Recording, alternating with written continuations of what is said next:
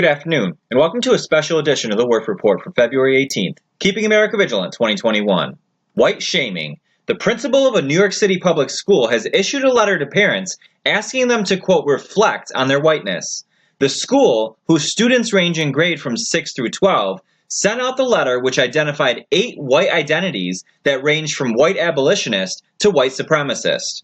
The ranked list was created by Barner Hess, who is an associate professor of African American Studies at Northwestern University. It characterized the 8 identities into green, yellow, and red zones, which appear to be a sort of good, fair, or bad ranking between the identities. The school responded to the post in a statement saying, quote, "Anti-racism and the celebration of diversity is at the core of our work on behalf of the young people of New York City, and the East Side Community Schools students, parents, and staff partner together to advance equity in their community. The document in question was shared with the school by parents as part of ongoing anti-racist work in the school community and is one of many resources the school utilizes." The school also indicated that school employees are experiencing threats over the letter. This is just another example, folks, of how the left is trying to reprogram America into thinking that white people should be ashamed of being white. This isn't about fighting racism. And while racism certainly isn't a figment of the imagination, it's certainly being heavily used by the left as a tool to manipulate the people, public policy, and our government in order to shape things how they want them to be shaped. The cover of racism is the perfect tool for the left because racism is always a bad thing, and anyone who speaks out against any program, law, or organization that purports to be fighting racism is a racist, a demon, and a horrible person.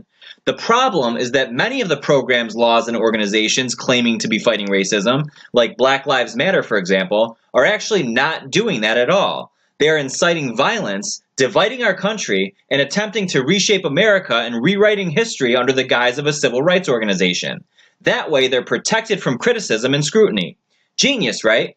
The evil that this country is being subjected to is not only mind-boggling, but it's very advanced in its calculations.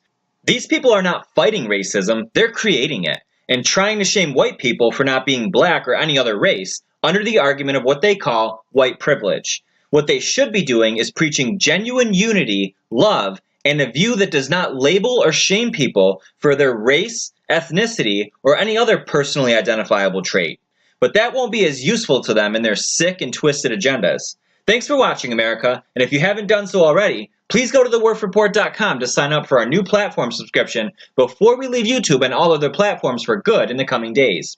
You can choose from our regular monthly subscription for $1.99 a month, our discounted subscription for the military, senior citizens, and those experiencing financial hardship for $1.36 a month, or our new annual subscription by viewer request for only $15 a year.